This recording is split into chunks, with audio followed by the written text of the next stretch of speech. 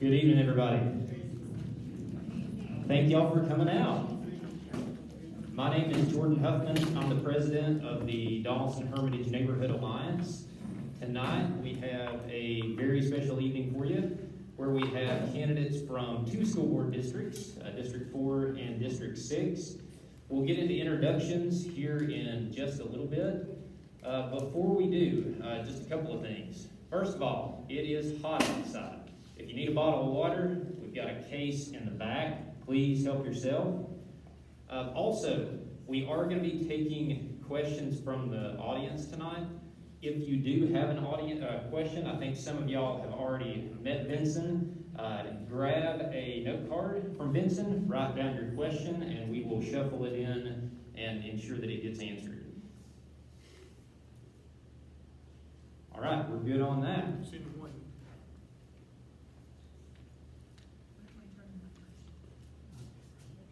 All right, just a couple of other things before we get started. A couple of weeks ago, the Hermitage community lost a great community leader in former council member Bruce Stanley.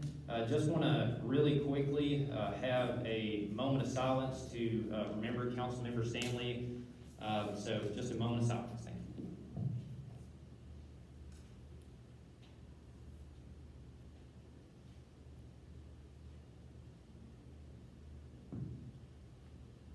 Thank you very much.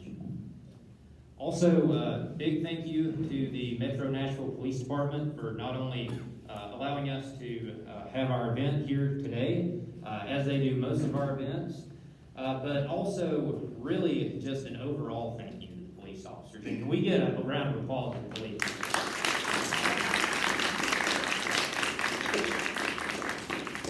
We have one of the best police departments in the country, by far. I have no doubt about that. And since we're talking about schools today, I really want to talk about Chief Drake's comments about the Uvalde shooting. I'm sure y'all have seen it. He, without hesitation, said, "That's not happening here. We're going in." And I'll tell you what, as a new dad, that makes me feel very, very good. So, thank you, guys. Really quick, I'm going to hand it over to Officer John Chambers, who's going to talk to us a little bit about some crime and statistics. So, Officer John Chambers. Good evening, everyone. I'll be short and sweet. As you said, I'm Officer John Chambers. I'm the Crime Prevention Officer here at Hermitage Precinct. I work in the Community Coordinator's Office. Been in the position since March. So I'm going to go over a little bit of crime data that will be from the start of the year to July 16th. So as of that, we are seeing reductions in some major crimes such as homicide, rape is down, shoplifting, and theft of vehicle parts, and larceny is also down. Now with that said, ag assaults are up, theft from vehicles are up. So as always, a reminder, lock your vehicles, don't leave firearms in your vehicles. When you're not able to, try to secure them as much as possible. And I'd also like to say, if you do not have the MMPD app, it is a great resource to download on your smartphone. You can access Hub Nashville through there as well and make requests for any concerns you have. And if you don't want to call the 862-8600 non-emergency number, you can also put a request in through there. That's all I have.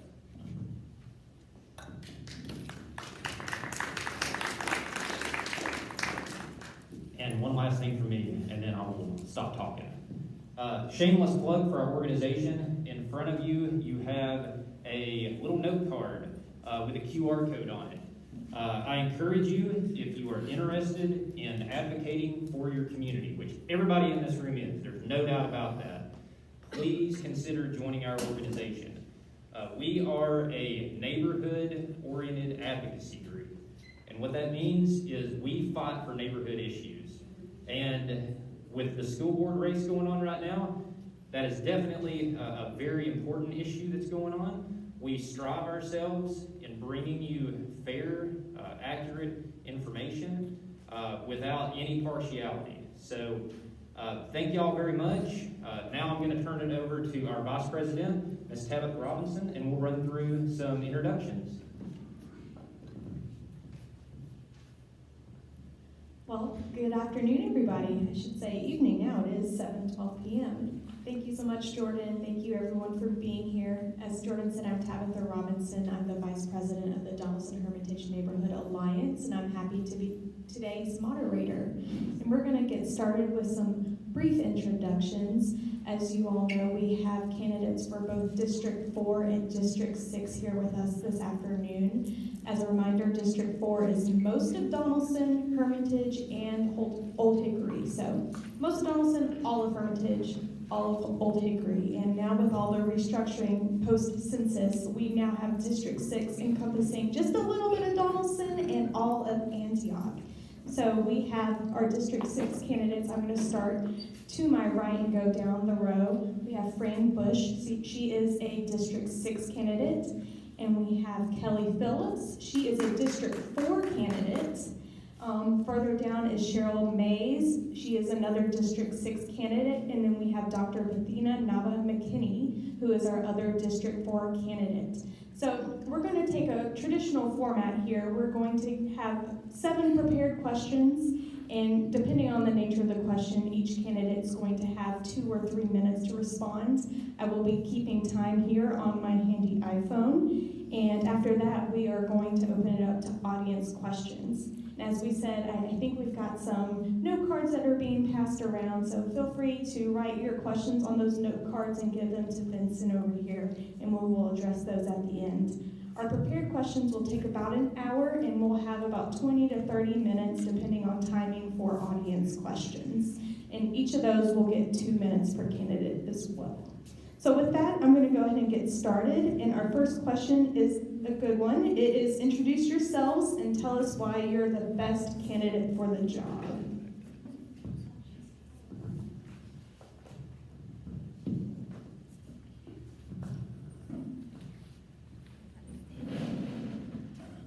Well, good evening, everyone. I am Fran Bush. I am currently serving as your school board member for District 6. Let me tell you a little about me. I am a native Nashvilleian. I actually went to all MNPS schools, and I graduated from McGavick High School. Yay, yay. I then went on to the Tennessee State University, where I had received my bachelor's and my graduate degree in healthcare administration. And I have 5 sons, ages 24, 23, 21, 19, 16. I bet y'all are thinking, when's she gonna stop, right? And I am a proud mama of all boys, right? That all have gone to MBS schools. I have a fabulous husband that I've been with for 30 years. I know I don't look that young. We were college sweethearts. And so with our union, we have amazing boys that I have been involved in with their education all their lives.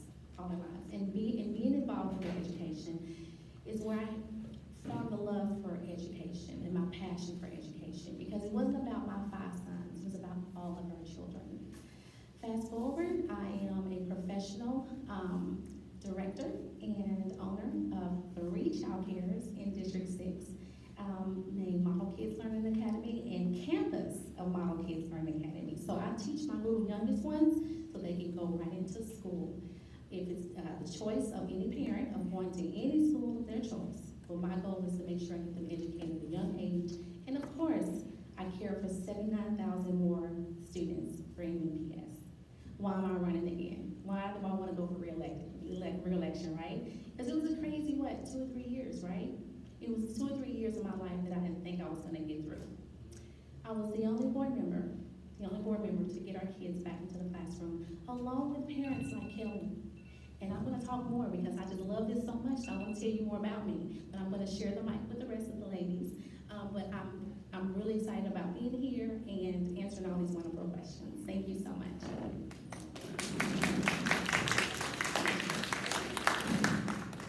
I remember this microphone from last time. First of all, I want to thank everybody for being here. I know we all have busy schedules, and your time and attention and involvement is appreciated. My name is Kelly Phillips. I am a candidate in District 4.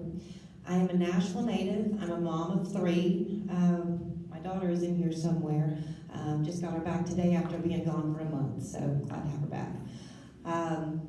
Why am I running? I'm running because I watched my children struggle during COVID. I watched my oldest son, who is almost 21, lose a lot of his senior year because of COVID. I watched him graduate through the window of his car. That's a rite of passage that a lot of kids look forward to that he didn't get. I watched my daughter lose opportunities through marching band because of COVID.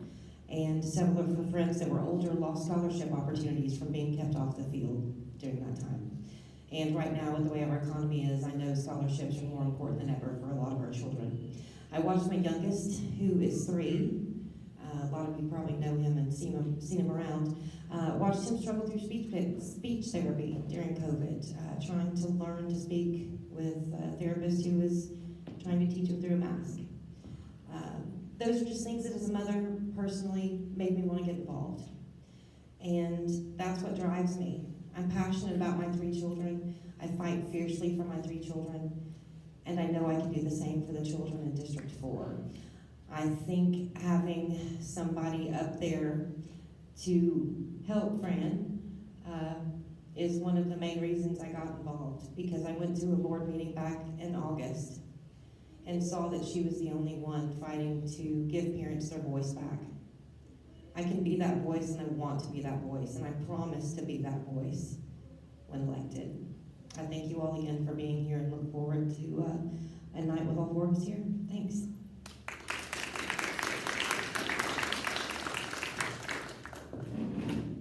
Good evening, everyone. Pardon my attire, I've been at the polls. I literally left the voting polls, early voting, to come here to spend time with you. My name is Cheryl Mays. I'm running for the District 6 seat for the school board, serving the Antioch Southeast Nashville area. And a little bit of Hermitage. That was pretty exciting when I heard that a little bit of Hermitage was included in that. So I thank you for the opportunity to be here this evening. A little bit about myself. I, too, am a native Nashvilleian. I'm a graduate of Whites Creek High School, Tennessee State University, and Lipscomb University.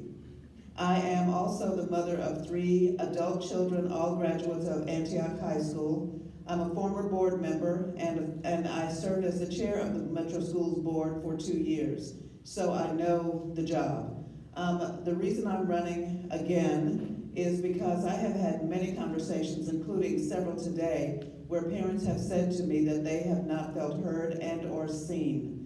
I had a conversation with a young lady about a week ago who said that she has felt like she has not been seen or heard for a really long time. We have a lot of children that are feeling like they are left behind. We are the most diverse area of this county, and a lot of our families don't feel like they have a voice, not just at the table, but in the system. I want to do my absolute best to change that.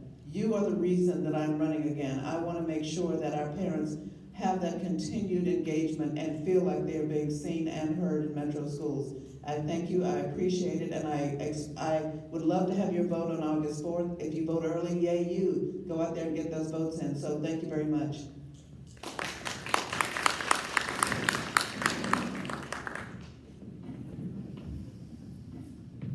Good evening, everyone. Thank you, DHNA, for sponsoring this, and thank all of you for coming out. My name is Dr. Berthina Naval-McKinney. I am a Nashville hybrid. I was born here in Nashville. My family relocated to Indiana when I was 3, and then we relocated back to this area. I've been here since about '96. And so been in the community ever since. I have 5 children who have graduated from Metro Nashville Public Schools, and I also have a rising 4th grader here at Hermitage Elementary in our community. I'm also a former principal in Metro Nashville Public School teacher, and currently do school improvement and turnaround work. So I work with some of the lowest performing schools across our country to help improve academic outcomes for students. I am running for school board because I'd like to leverage both my experience as an educator who have worked in the system and as a leader in the community, as well as a parent who really understands what our families are facing as our children are going through our school system. I had a 4th grader during the pandemic who struggled a lot during the pandemic, both virtually and when he returned to school. I also had families across our community who really reached out for support and help and was able to give them the type of support and help they needed. During that time, we were able to set up a tech support system here at Donaldson Middle School. We were able to provide early daycare centers for parents who were working within our community. And when students were looking to return back to school, we helped Two Rivers Middle School get a brand new HVAC system. They had wall units within their system. So we have done a lot within our community to listen to the voices of parents and help give our families and our students the resources they need to be successful in our community. So that is why I'm running for school board. I would like to continue to champion the voices of families within our community, as well as teachers and support staff who need our help so that our kids can be successful. Thank you.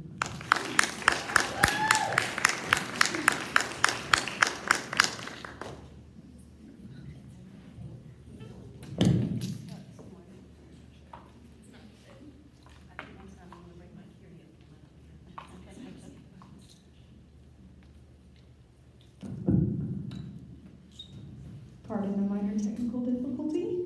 So this is our next question. It is a 3-minute response. And the question is a long one.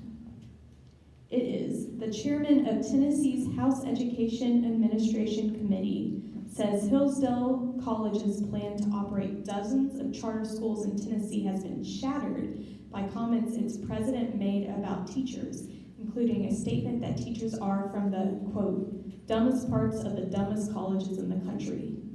What is your take on the situation, and should there still be a place for Hillsdale College in metro schools? Thank you for that question. I've always been about choice, right? Every parent should have a choice to send their kids. Traditional, private, charter. It's about that child. With this particular situation, and what was stated was inappropriate. It was horrible.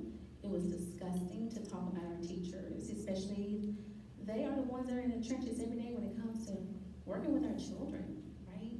So to insult our teachers, the educators, the professionals, to say those horrible, naming those horrible adjectives to describe our teachers was out of order.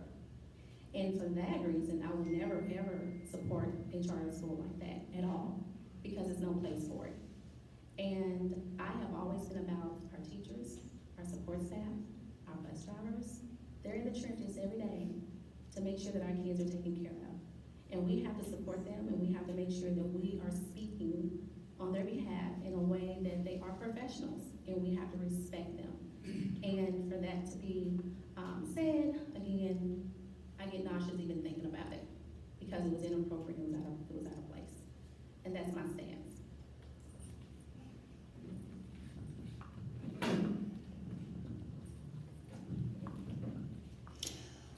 Well, I think there's not one person up here that's gonna say anytime someone says something negative or belittling of another person that it's ever gonna be okay.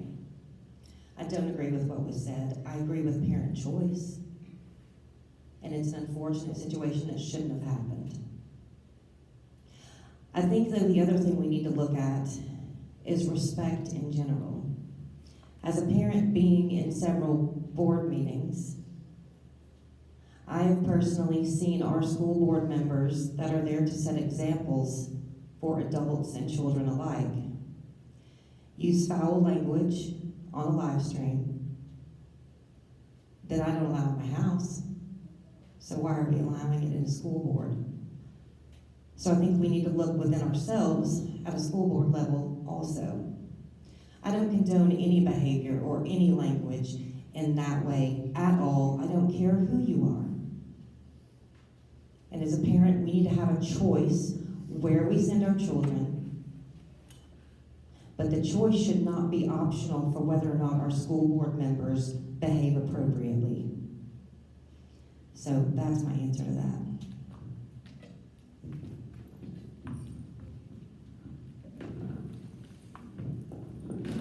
Thank you. So, and Tabitha, I believe you said 3 minutes? Yes. Okay, so a good friend of mine has said something to me that I keep in my head and I repeat as often as I need to. If you can say it with 6 words, don't use 12. So I won't use 12 words to get this point across. Our governor needs to step up and disavow those harmful, hurtful words that were spoken by Dr. Arnn. And absolutely not. It's never okay. Our teachers work hard. Our educators are doing the Lord's work, in my opinion. They are our frontline defenders of education, and they need to be respected as such.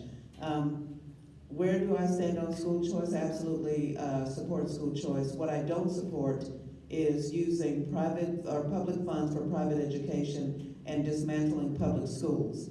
Now, there are several charters that are operating in our school system right now that are doing a great job. There are others that are not so much. We need to think about the outcomes of our students first and foremost. If they're not getting the education that they deserve, then we need to really reevaluate those organizations. Our children are not up to be provided to a cash cow situation. So we need to really consider that. But our governor, that's unfortunate. So thank you.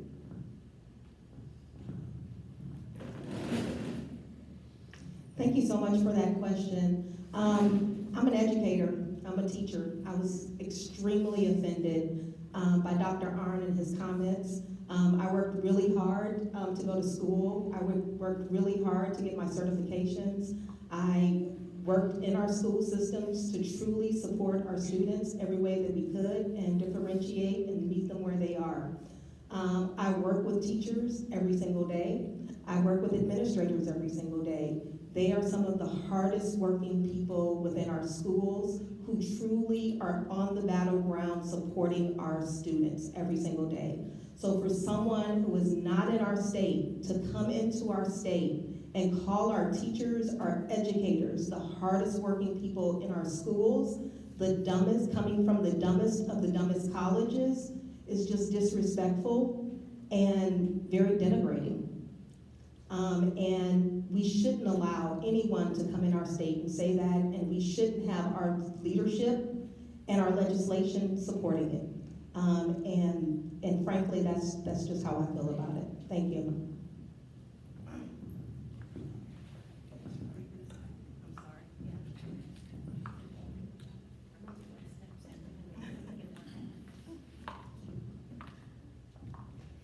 Thank you, candidates.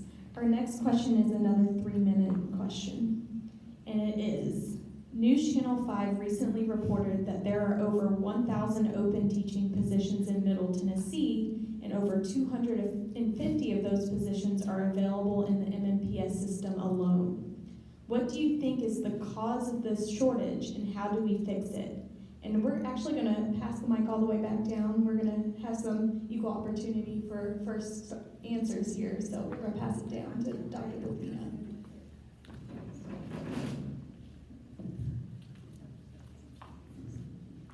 Yeah, thank you so much for that question. I think there are a lot of factors that contribute to teacher turnover. There are teachers who retire, who have worked their years and they're retiring in our community. This year was one of the hardest years that any school across our country has had related to students coming back into a classroom, and it has been tough for students. I mean for teachers and for students, and so we've seen a high turnover as a result of that. We also know that great principals create the culture and climate that contribute to teachers wanting to stay in the classrooms as well. And we also know that right now, with the climate around public education, with the climate around teachers, and the lack of trust that we have in teachers and educators, and treating them as the professionals that they are, teachers are saying, I can go out and drive Uber and make more doing Uber and have less stress and more respect than I have in the classroom. And so we have got to change the way in which we are treating our educators across our community, across our state. We have to build that trust back and treat them as the professionals they are. And so if we are working on the way our public is viewing our teachers and treating them, if we are working within our schools to help support our leaders, to support our teachers, if our teachers are getting the resources that they need, and if they are getting the pay that they need, we can begin to retain more teachers and develop that level of respect that we once had for them to be able to do an amazing job for our kids. Thank you.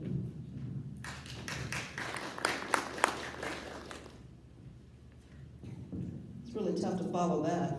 So I'll say everything Dr. B just said, yes, yes. Additionally, what I would say is that we need to have those conversations directly with our teachers. How do you determine what is the best course of action if you haven't even spoken to the people that are being affected? So until you're having those conversations with our teachers, then we're going to continue in this cycle. Additionally, I think, as Dr. B said, we've got to think about the leadership. Leadership is the key. If our teachers are not feeling supported in their everyday profession, then we've got another problem there. But I think first, if we want to talk about why our teachers are leaving the system, or why even some of them are leaving the industry, we need to have that conversation directly with those individuals. Thank you.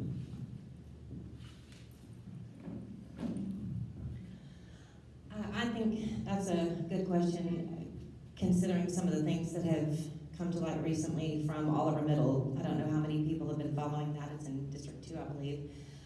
They've had 25 teachers quit, and they said it was due to a toxic environment from the principal and the assistant principal, and that they didn't feel respected, and they didn't feel heard, and they didn't feel safe in their school. Teachers are the people who we entrust our children with for 8+ hours a day when we are with them. As far as I'm concerned, that's like part of your family. There are 3 teachers that stand out in my mind from growing up. Melinda Matlow, my kindergarten teacher, Miss Gentry, my 3rd grade teacher, and Paul Tuzanu was my sophomore and junior French teacher in high school. Those 3 people have always stood out in my mind, and I will always remember them because they made learning fun. I took French because it was a requirement. I didn't wake up one day and say, hey, I want to take French. But when I got in his classroom, he made me love it. I ended up taking it in college. I loved it. Their passion is a calling. It's not a job. It's not something you just decide you're going to do. It's a calling. These people deserve our utmost respect, love, and admiration because they care for and mentor your children when you're not with them. So I think we need to make sure that the environment starts within the schools. These children, or these teachers that are saying they didn't feel safe, heard, appreciated in their own school system, that starts with the administration. We have to listen to that. We lost 10 executive principals in May this year, 10. If the principal decides the tone and the setting of the school, then we need to figure out who we're putting in charge of these schools to make sure these teachers know that we love them, because we do. So I think, like I said, I think teachers are highly underappreciated in some circumstances.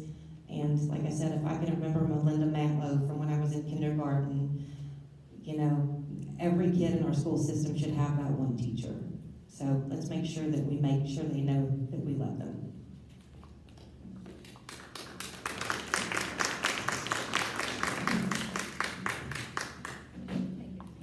Well said, Kelly. I want everyone to know, because I'm very transparent about my life. A teacher saved my life. I was in foster care. You will never know it, right? Because we always say you never know someone's story. But I was in foster care. And the only thing that saved me were my teachers. So I know best about teachers and what they do for us, the students and the people that grow up like us, that were a part of who we are today. So let's help, and I'm gonna be transparent. The reason why we have lost so many teachers, I'm on the school board, okay? I talk to hundreds of teachers, weekly, monthly. And the reason why most is not about just going into retirement, it's about the support that they have not received from the administration. They feel like they have not been heard. They feel like that they, as educators and professionals, that they're not being treated that way in the classroom. Yeah, our students struggle. They struggle a lot during this space of being virtual. And not one board member stood up to get these kids back in the classroom because mental illness was on the rise, suicide, gun violence. I can go on and on about what was happening at home when these children were there in the virtual space. And I stood up when I saw it because my own son, he experienced it. And I knew if he experienced suicidal thoughts being at home, I knew that there were thousands more like him. So they left us because when they got back to school, which they should have been out of school for a whole year, some of them, it was a struggle mentally. So we had to give these students the support they needed, and it wasn't there. So yes, teachers got stressed, and it was frustrating because they wanted help from the administration. And that's what happened. Most of our teachers felt that way. Not all. We did have some that retired. But I want to make sure that we understand the phone calls I got, the Facebook and messages that I got was of that. They didn't feel supported.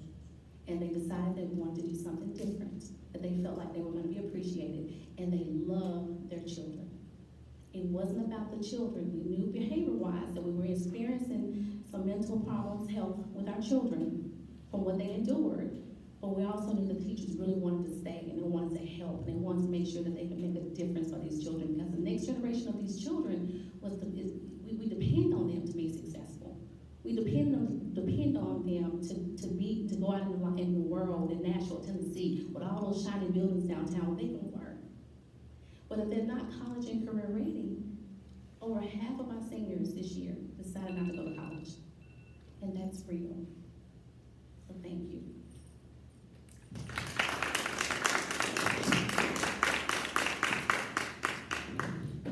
Thank you, candidates. This will be our last question that has a 3-minute response time, and it is, in the wake of the Uvalde shooting and the general increase of in-school violence for the past decade, what changes need to be made to ensure the safety of all students?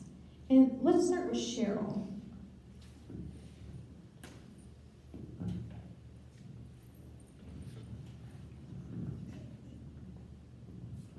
Thank you very much. I just recently saw a notification that was sent out by Metro Schools that Chief Drake, the Chief of Police for Metro, had done trainings, safety training with educators. What needs to be done? We need to get some good gun sense control. We don't have adequate gun safety control in this country. So the sad thing about it is it's cheaper to go out and get a semi-automatic weapon. It's easier to get a semi-automatic weapon than it is to get a driver's license in some instances. And we are putting our children at risk every single day. Every single day I hear about another shooting, it breaks my heart even more. But it was more hurtful and heartbreaking for me to hear about the children in Uvalde, because there, before the grace of God, go my 6-year-old granddaughter. And she's the one I thought about immediately. I thought about those parents who had to relive and are still having to relive that trauma. And as I'm sure most of you have seen the video that was released, that breaks my heart to think that those children were in those classrooms for over an hour, begging for their lives, I'm sure, begging for their lives without any help coming. So we've got to do better than that. We've got to do whatever we need to do to protect our little ones, our children, our babies. We've got to make sure that we have the safety and security measures in every single one of our schools that protect not only our children, but our educators and our administrators as well. And I can promise you that I will do whatever I need to do, whatever I can do in my power to make sure that that happens. We cannot afford to have that type of situation happen here in Nashville. There was a situation at a school here in Nashville where our parapros, I believe, stopped the gunman. And that was enough. If that didn't bring a wake-up call to everybody in the system, I don't know what will, but we cannot afford to have that type of tragedy in any other classrooms. We need to make sure that we are reaching out to our legislators to make sure that they are doing whatever they need to do to make sure that we have good gun sense laws here in this state to protect our children, to protect our families. So, thank you. Do you want to go, which way do you want to go? Oh, I'll give it to Rosina since she's right here. Security at the school.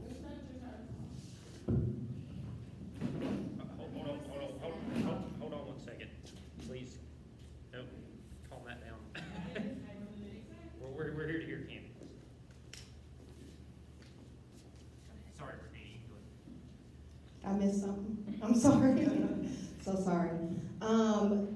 The question was around the Uvalde shooting and safety and security within our schools. Is that correct?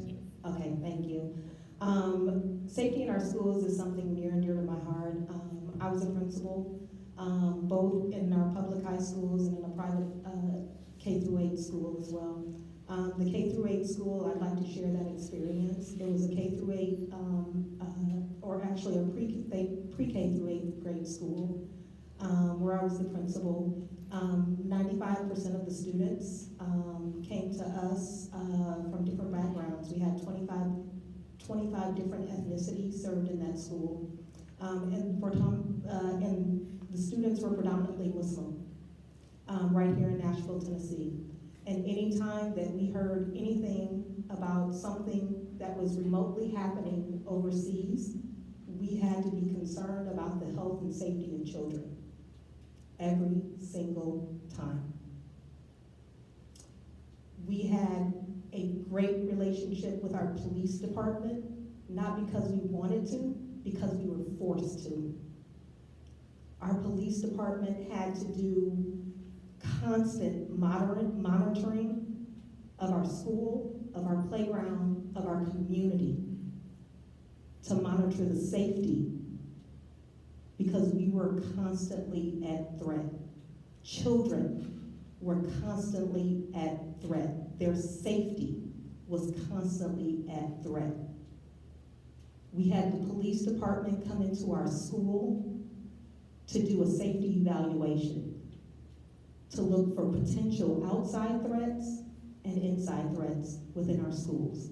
Our teachers had to consistently do drills and be conscientious of drills and visitors that came into our community. This is not something that we took lightly. It's not something that we loved. It was a necessity to keep our children alive. So when we think about gun shootings and those things, when we think about 18-year-olds being able to get access to AR-15s to come into classrooms and shoot them up, it's problematic for me. And I'm sorry, sir, that you don't agree with it in the back of the room, but when we're talking about the lives of children, it is not something we play with. It is something we prioritize no matter who that child is or how they show up in the world. These are children. You're referring to me, ma'am? No, sir. Okay. But we have to do better ensuring that we prioritize the health and safety of children within our schools and do everything that we can. Thank you.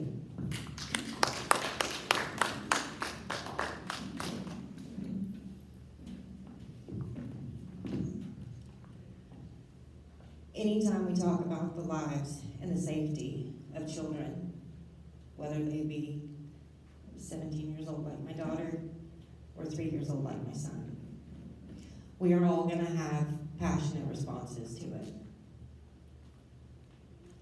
The safety of our children is not to be politicized, and shame on anybody who does. My son was a freshman together. He had been there 3 weeks.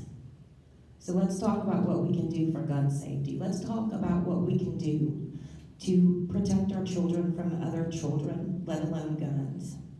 Some of you that were here last time heard this story. I can't still get through it without crying. I'm gonna do my best. My son is 6'4".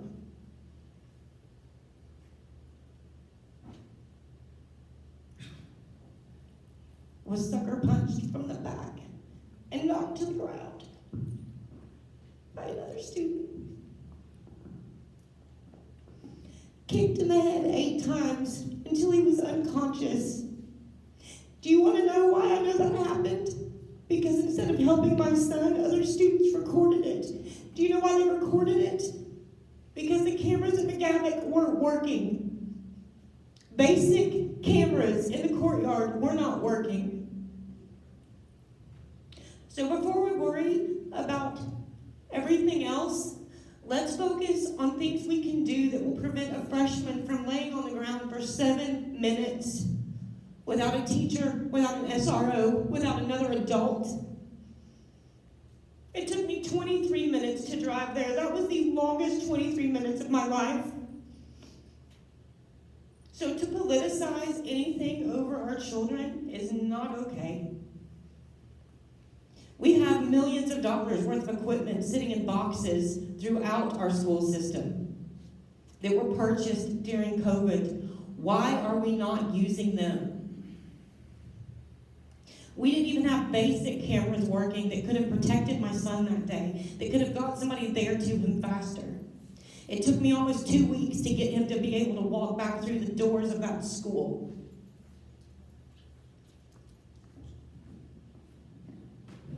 Any child that is harmed while outside the care of their parents is a burden that I don't want to think about. I talked to a teacher from Oliver Middle over what happened, and she said when they were in the cafeteria that day with the gun, she thought, is this the day that my parents or my children or my husband get the call that I've been in a school shooting trying to protect a child? Because she would have done it.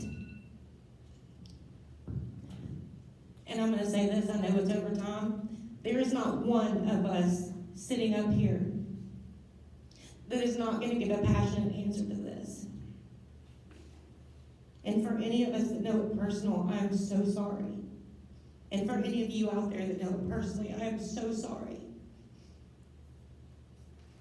And God help any of us if we ever have to be in the situation where we have to choose to protect a child from that situation.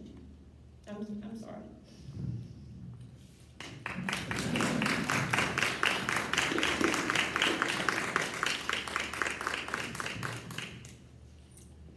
As you can tell, this is a very, this is a moment that breaks all of our hearts. I want to go back to the question. When you're balding, I think all of us watched in horror what we saw. And I never forget or forgotten when my son was 6 years old when Sandy Hook happened. Sandy Hook. And I never forget, I laid in my bed for 2 days because I couldn't get out. Because I couldn't imagine being without my 6-year-old. That other families were without their children. So I had to get myself together so that I could be able to figure out what can I do to make a difference. So I called Metro Nashville Public Schools, and I asked to speak with the top security person that I could talk to. And my question was, when I did get through to someone, and I said, hey, of course we know what has happened to Sandy Hook. What are we gonna do about our elementary schools right here in Nashville? Remember that was 2012? Is that what it was, Sandy Hook?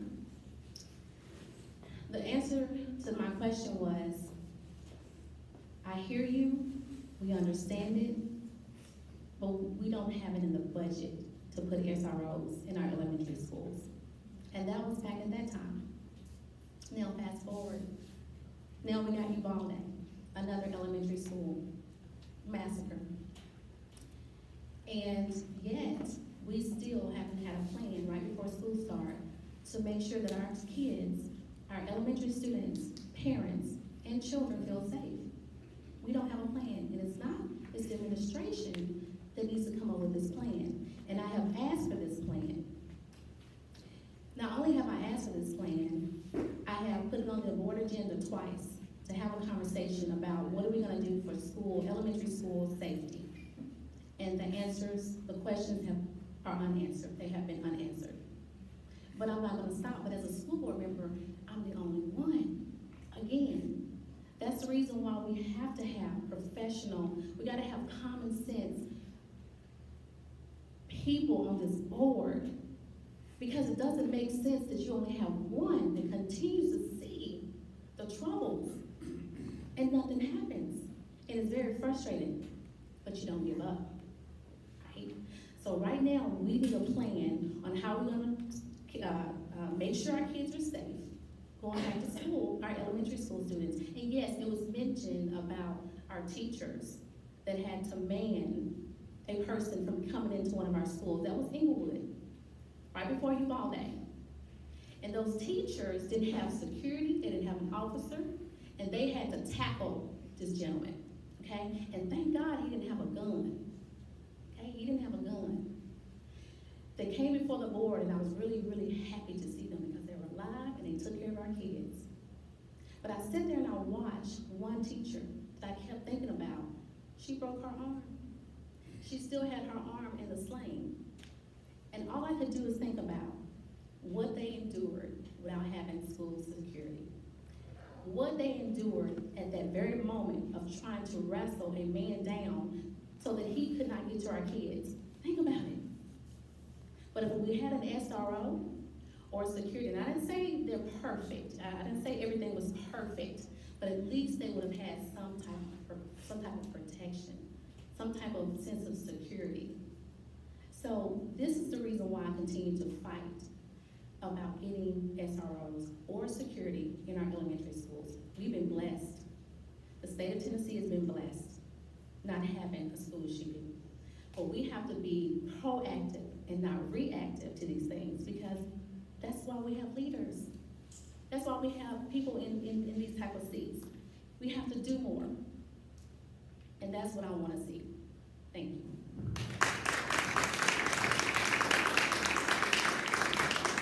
Thank you, candidates. I think, in light of everyone's passionate responses, I don't care where we stand on the aisle politically. I think it's very evident that all of the candidates here care. And they care about this district, and they care about our children and our students and our teachers. And thank you for your candid responses and passion to that question. We're going to pivot to a 2-minute response question, and it is, what role should parents play in setting school policy and curriculum? And Fran, we're going to start with you, and we'll just pass the mic down to the right.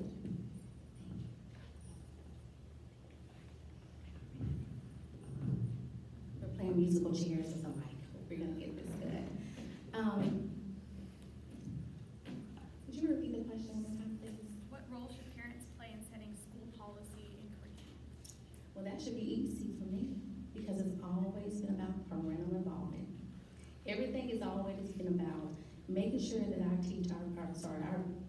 parents have a seat at the table. It is important, and that's another thing, I didn't have enough time, but I wanted to tie in the two. The reason why also we were losing some of our teachers is because the parental support was missing. The teachers and parents partner in order to make their kids' education complete. And when we couldn't go into the schools, right?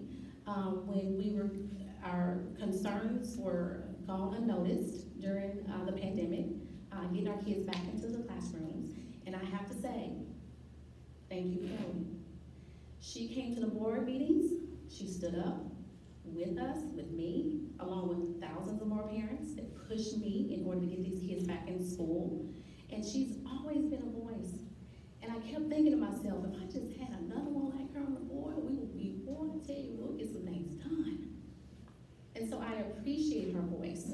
I appreciate for her to come and be so candid and so passionate about getting our kids back into the classroom. And it was just important, so parents were taken out of the equation. And that should have never happened. Parents are the power to make sure that their kids are moving in the right direction. And we have to have teachers who partner with us. And so when you lose that element, then you start to see how things like this happens. So parents should always be in the equation of making decisions for our kids. Thank you.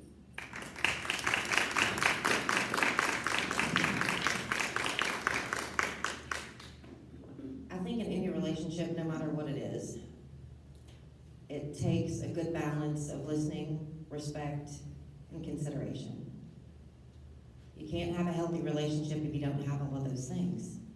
Doesn't necessarily matter what the relationship is, that's just a healthy equation, if you will. I think parents need to know that their voices are heard and respected, but that has to be a reciprocal relationship, and right now, based on how things are and have been currently, that's not there.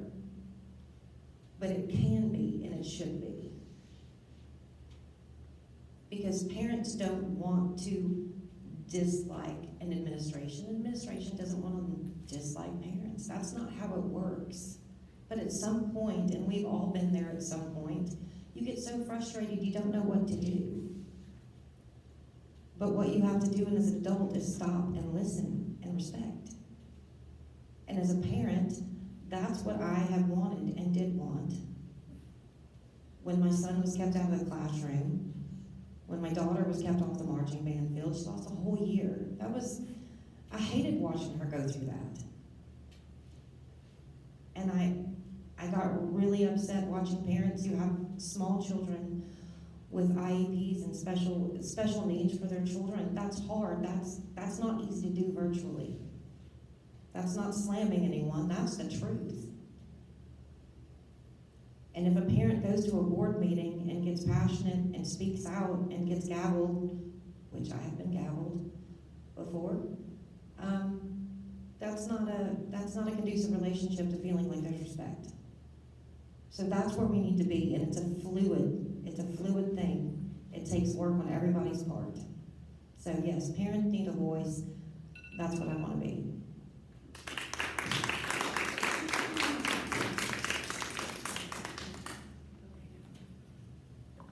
Thank you. So to answer the question, I'll just give you a little bit of a background about me and my children. From the time each of my children entered public school, every single year I made it a point to go and meet the teachers and hand them my phone number. And I would always tell every single teacher, this is not a dictatorship, it's a partnership. We are in this together. I know my children better than you because I've had them all their lives. You're just meeting them, so we need to come up with a plan for educating my child and every other child. I was always there to support them in any way that I needed to. Again, it was not a dictatorship, it was a partnership, and I wanted every single teacher to know that I was there to support them in whatever they needed. You can imagine as my children got to high school, it wasn't really that popular for me to do that anymore, but I still did it every single year. It's extremely important that parents feel like they actually have a true voice at the table. It's very important that they have that voice. I always felt like I had a voice in my children's education because that's how it started. I was open. I wanted to have that conversation with teachers. I wanted to have that conversation with administrators. As a result, I still know most of the teachers and most of the administrators in District 6. When I was on the board previously, let me just explain. When a school board member shows up at a school, mass chaos sometimes ensues because the question is, why are they here? What did we do wrong? Because of the relationship that I had with teachers and with administrators, when I come to a school, they're like, oh, hey, it's Cheryl, just come on in. I wanted to make sure that we had that relationship because it wasn't a gotcha moment. It was a, how can I help you? I'm here to help you in any way that I can. Again, parents should always have the ability to share whatever needs to be shared, to have a voice at the table, to help in the education of their children. Again, it is not a dictatorship. It should always be looked at as a partnership. Thanks.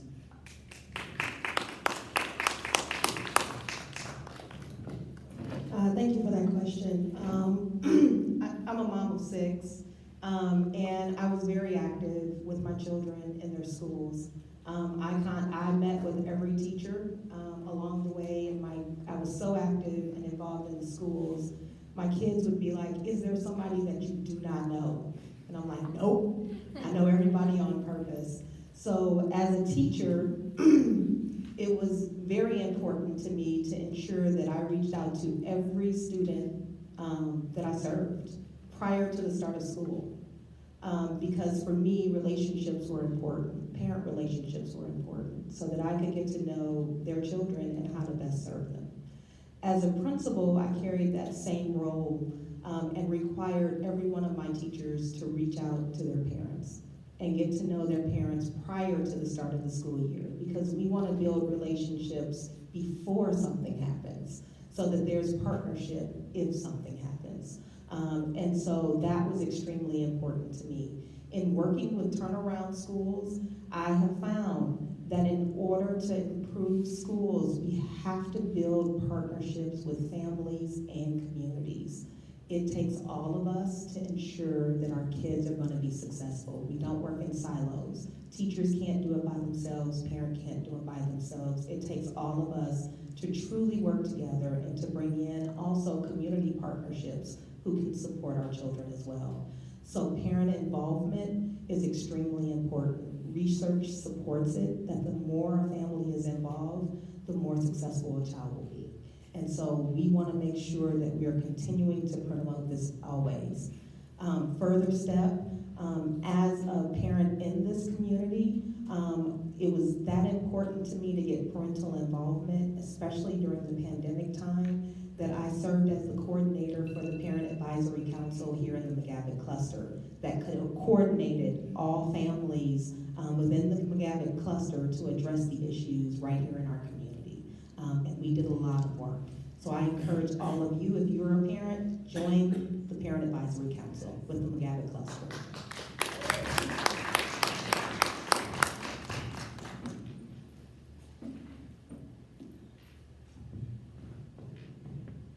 All right, I have one more plans question, then we're gonna head over to these questions from the audience. But our last question is a 2-minute question, and it is, at the end of the semester, MNPS announced that it would no longer allow students attending charter schools to play sports alongside their peers at MNPS's traditional schools. What is your take on this? And we'll start with Cheryl, and just pass around to the right.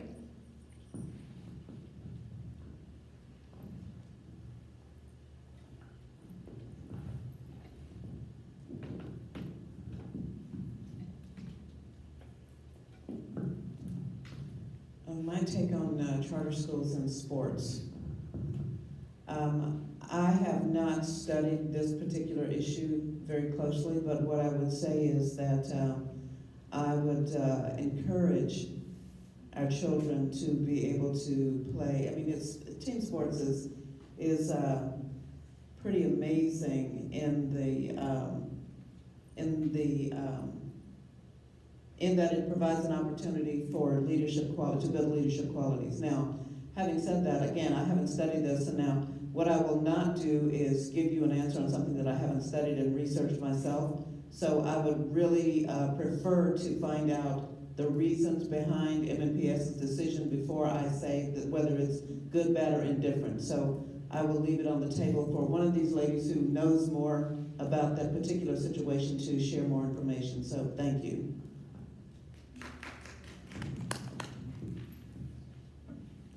Thank you for that question. We all know that athletics is important, and it's an important component of making a well-rounded kid, to be able to have extracurricular activities for children to participate in. As far as the decision for our charter partners and the district deciding not to allow our charter partners to participate in athletics with MNPS, we have one charter school in our community right here. It's called Strive Collegiate. I reached out to the principal and had in reference to that, and also talked with several people across the community as it relates to that. What has happened is the number of charter middle schools and the number of the number of traditional public schools are about the same. And so Metro decided that because there's enough of them now, enough charter schools and enough traditional schools, that they were big enough now to create their own league within the community. There was a discussion around them not having enough time, so I talked with MNPS about the time they needed to set up the league as well. And MNPS, for their middle school programs, they set up their schedules the first day of school. And so there was enough time for our charter schools to create their schedules and their athletic programs as well to be able to meet the needs of those students. So based on that feedback, I was in support of the decision that they made, and then shortly after, a couple of weeks later, they partnered with the Midwest, the Mid-South League of, I think it's part of the TSSAA, but it's the middle school component of it, to create a league for charter schools, and that issue was resolved within a few weeks of it being brought to light. So thank you.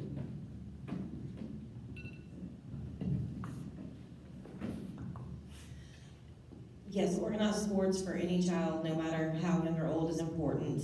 It has been proven it's good for your mental health, it's good for your physical health, and especially with all of our children having lost so much time being kept out of the schools and off of our fields. I don't agree with that decision, and when I spoke to over 30 families personally in working on the petition to get those children back into sports, all of those families stated to me that it wasn't just a choice was taken away from them and they felt that the children were being penalized because they were in charter schools. It was the fact that there wasn't enough time given as a parent. There was no justification for it. It was just, here's the decision. And like I said, I talked to over 30 families, and that's how parents felt. It's different being the parent on the receiving end than it is somebody in a meeting somewhere making that decision, because their child was affected, their child was upset, their child didn't get to go to practice anymore and see their friends. So no matter what it is, I believe in parent choice, and I believe in being respectful of people and their decisions. Thank you.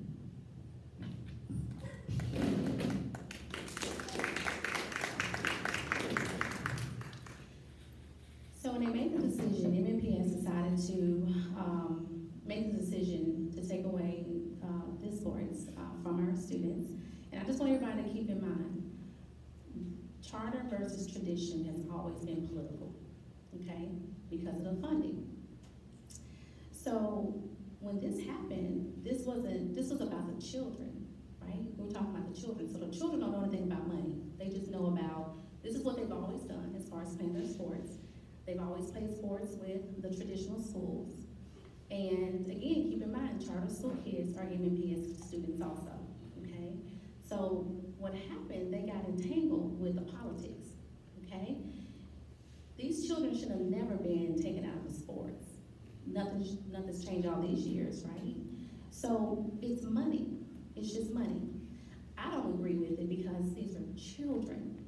Children don't care about all of that. They just want to play their sports and they want to be with their friends and they want the same thing they've always gotten. So when you see a child who says you can't play with them anymore, you remember somebody will tell you, you can't play with them anymore. How do you think a child feels? So we have to put ourselves in a child's position, right? We're adults. But how would you feel? So when that decision was made, I was not happy on how they handled the situation because it could have been handled totally different. And again, it's about bringing people to the table. Let's have a conversation. Let's talk about how we can work together.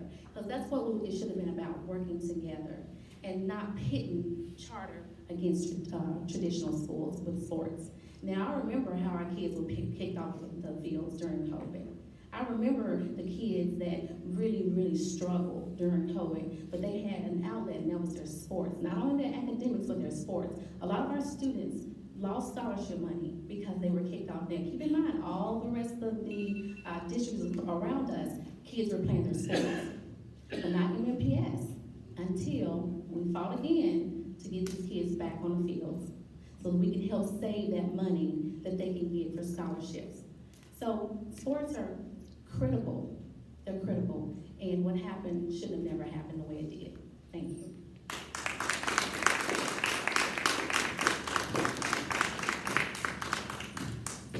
Thank you, Candace. a lot of great questions from the audience, so I'm gonna go ahead and get started. These will be 2-minute responses.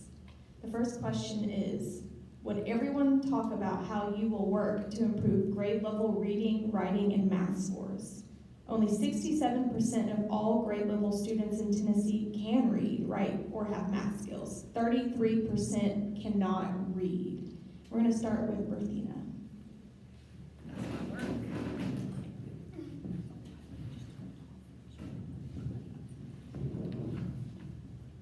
Hey, thank you for that question. This is the work I do every day. So I work with our lowest performing schools to help increase reading and math scores across school districts and within schools. Also, I have a dissertation. I have a doctorate, and my dissertation is the impact of data-driven instruction and improving reading and math scores in K-8 schools. So that is the work that I do. That has been my research. That is the work that I do every day around that. Part of the areas for improving math and reading scores within schools is starting in elementary, making sure that we're doing early identification for students who are having trouble with reading, early identification for students who are having trouble with mathematics, providing differentiation, and differentiation means meeting students where they are and giving them the necessary support that they need. Also partnering them with tutors.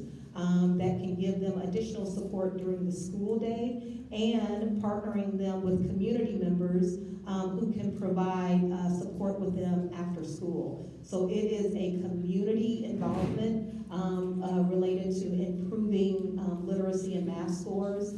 Also giving parents a lot of support on how they can help their kids. And so we do a lot of work within our schools to bring parents in. We have parent meetings consistently with parents to help them understand where their child is, where their child needs the necessary support, and then giving them the support that they need every day, both within the classroom, at home, and providing that outside support as well.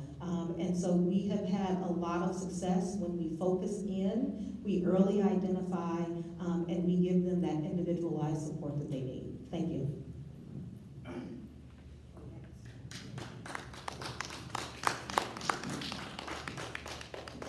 Thank you. So I'll tell you a little bit about my story. When I was in the first grade, my teacher, Mrs. Lee, introduced me to reading.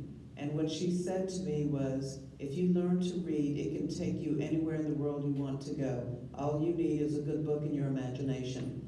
And one of the things that I learned about little ones, especially maybe 2nd, 3rd grade students, is they enjoy reading if it's something they want to read. I work with high school and college students on a pretty regular basis. One of the things that I learned about them is you can't create a program for a student and expect them to buy into it if you haven't given them an opportunity to tell you what it is they want to do.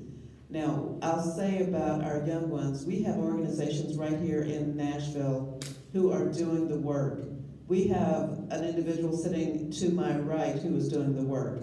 What we also have to do is we have to partner with those organizations who are already doing the work to lift our young people to that next level. Literacy is extremely important. There are so many things that are directly related to a child's level of literacy. Even being able to, fill out a job application. It seems simple, but filling out a job application is a direct result of a high level of literacy. So for our children, what we need to do is make sure that we are presenting them with opportunities to learn that are interesting to them. If it is not something that they are interested in, you're going to have a hard time getting them engaged. Additionally, as a parent, what I did is and I tell you, my kids, I'm surprised they're not all in therapy right now, but what I did from the womb, I read to them every single night when I was pregnant with each one of my children to make sure that I started early with an opportunity for them to learn to love reading.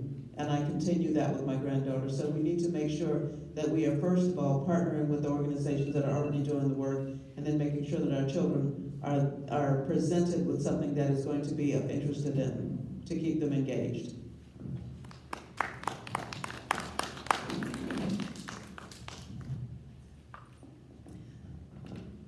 My answer can also tie back to when I was talking about the teachers I remember from when I was 5 years old in kindergarten. my kindergarten teacher had a hand puppet, Mr. Top Mat, or whatever it was. I think that's Thomas the Train, actually, but it was a puppet. And that stuck out to me, and that's how we learned our vowels. Every morning, we got that puppet out and we learned our vowels. And I remember that made it more fun. My teacher loved her job. She came in that classroom every single day and loved her job. We were talking about teacher shortages earlier due to toxic situations in the school, and they didn't feel appreciated. The first and most important thing to do is make sure our teachers are there to teach. If we don't have teachers in the classroom, there's not going to be a whole lot of learning going on. So let's make sure that our teachers feel respected and appreciated, like we were saying earlier. Kind of what you were saying, as far as making it something they want to learn and enjoy. So, my daughter's probably gonna get so embarrassed that I'm telling. So with my kids, my oldest had problems with his speech. So when he was little, he sang everything. Now mind you, he's gonna be 21 in January. And to this day, sorry about my singing, but when he cleans his room at 20 years old, he says, "This is the way we clean our room, clean our room." Still, to this day, because it's stuck. Because I knew that worked for him. Because every child has a different way of learning. That worked for him. That didn't necessarily work with my daughter the same way. I did something different with her. But our teachers need to know they're appreciated and have that freedom to do what they feel deep down is their way of connecting with that child. You can't script that part of it. So let's get our teachers back where they need to be, because if we don't have teachers, we're not going to have anybody there to teach our children. Thank you.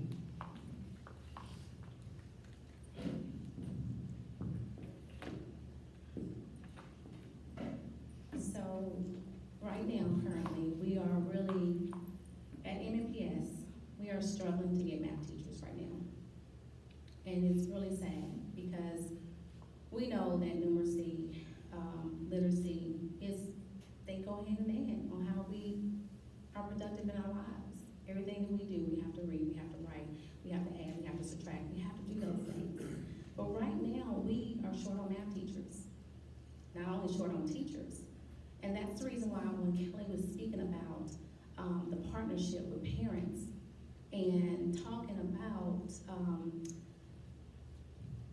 supporting our teachers. And when I say this, I don't want to sound like a broken record, but we have got to, as parents, as people in this room, people who are watching, we have got to make sure our educators are appreciated. We have to tell them that. We need them. We need them.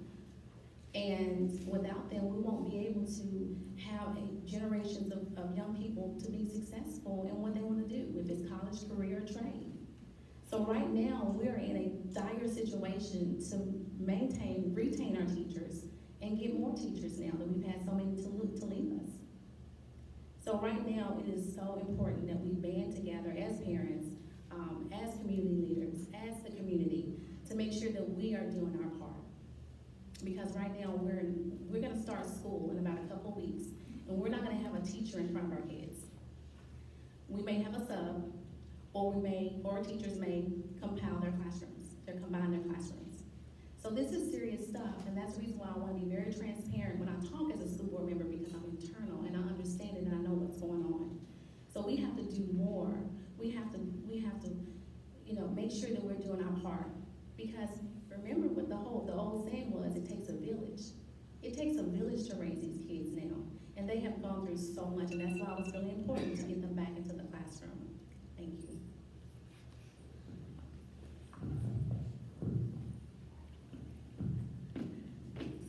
Thank you, candidates.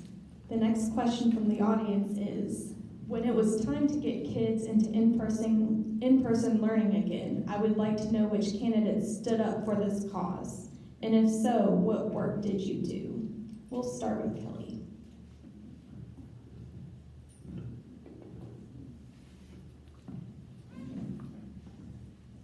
Well, this question pretty much sums up why I'm up here to begin with.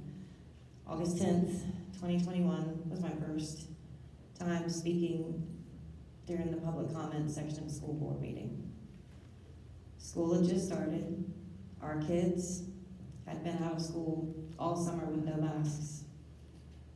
after being masked and isolated from their peers for so long. And when I heard they were going to take away my choice as a parent to put a mask on my child or not, that was my personal last straw. I do not think that I have the right to tell anyone in here that you cannot wear a mask. That's not my right. If you want to wear one, and that is what you medically need, or if that is what makes you feel better, then please do so. But to tell me as a parent that I have to do something to my child, put it on my child, during a pandemic that we were in the very beginning of and didn't know everything. There are long-term risks associated with everything, and for me personally, at that time and now, I don't agree with them. And my whole argument is, you cannot tell a parent what they will do with their child. I just don't agree with it. I will never agree with the mandates. I will never agree with keeping our children out of the classrooms again. I just won't do it. I just won't do it. So, but again, I will support the parent that stands next to me and is mad at me for not wanting to mask my child, because they have the right to feel that way. And I will stand with them every single time. So, thank you.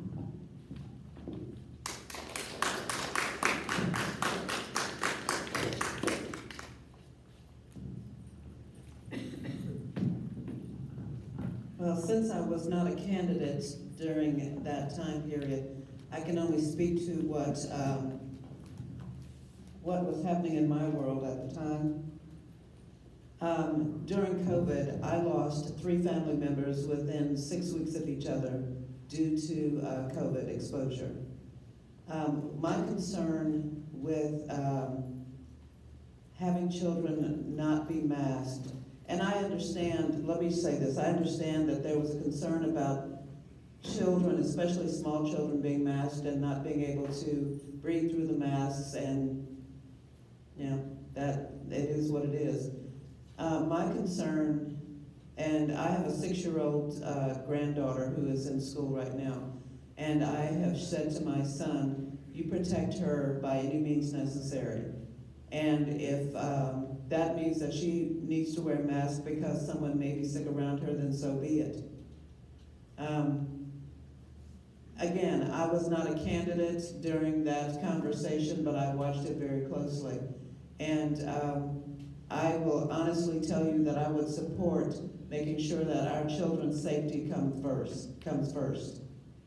So, thank you. Hey, thank you for that question. I just have to bring something up. I received this in the mail today from some friends in the community. It was an attack ad on me related to my candidacy for school board. For me, I just want to be abundantly clear that partisan politics, when it relates to our kids, has no place in our schools. We educate kids regardless of their parents' political affiliation. And so when we make decisions in the best interest of kids and families, and that has always been my focus, and that has always been my platform. I served on the school board for 3 months. 3 months, from August to, well, 3.5 if you count the beginning of November, right? Served on the school board. And during that time that I was appointed to the school board, my sister-in-law, who was a frontline worker, passed away due to COVID in 11 days. My uncle, who was an older gentleman but no underlying health condition, also passed away the very next day. And I had a son at home with COVID. That was my reality. And that was going on within my family. There was a decision on the school board at the time related to athletics. School was closed, and parents wanted kids to go back to sports during that time. And with that circumstances, I had literally come back from 2 funerals, and I still had a son at home, came to a school board meeting the very next day, and had to make a decision about if it was safe for kids to go back into sports. I received hundreds of phone calls from families across District 4, Donaldson, Hermitage, and Old Hickory, who asked us to vote against allowing kids to go back to athletics. I did. I received 2 phone calls from parents, 2 out of the hundreds that I received, saying, please let kids do athletics. 2. Representing my community, I made the decision that my community said and the experience that I had at the time. Since then, I have not been a board member, and I have not made decisions contrary to what this says on the school board, and I just want to make it clear. If we're going to be fair about decisions, talk to the people who were on the board at the time that those decisions were made. I was there for 3 months. Thank you.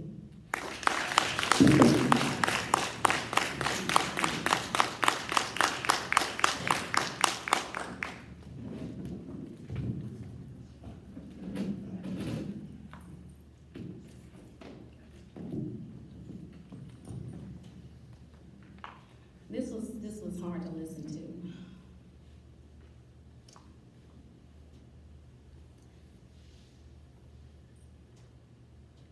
I was the only board member, and you don't have to be a board member.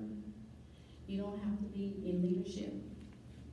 You can just be a parent to help get our kids back in school. It didn't matter who you were. We needed that support and we needed that help. And because parents pushed and it got behind me, parents called their state reps, their representatives to get our kids back into the classroom because we knew how detrimental things were happening with our kids, academically, mentally, emotionally. And again, you heard me say my own son had suicidal thoughts. And I'm gonna tell you a story that I still blame myself for. I shouldn't, but I do. My son's best friend, he played football over Hillsboro. And while they were out of school during the virtual space, he was murdered at 12 o'clock during the daytime by another youth, adolescent. And I think about that 12 o'clock hour, because at 12 o'clock hour, he should have been in school. And I felt like I didn't move fast enough for him. He has his picture on his wall. And they were so sweet together. They played football together and they argued over who was gonna be number 1 and who was gonna be number 2 on the jersey. And I took that seriously. And to this day, I wish I would have moved fast enough so he would be here. Now, what does that mean for me? Is to do everything I had to do to make sure nobody else was a victim. None more of our kids will suffer the mental illness. And you don't have to be a school board member. You don't have to be a community leader. You can just be somebody to help move the needle for our students. And that's what we need. We need someone who has that courage, who has the passion, and who has the drive, and who's not afraid even when you're by yourself. And when I'm gonna finish this last statement, and when it was time to get our kids back into sports, yes, Berthina, you were on the board with me, so I'm the board member that can say this because you were there. I never forget calling you. We were gonna rally, and we were going to rally our kids back on the fields.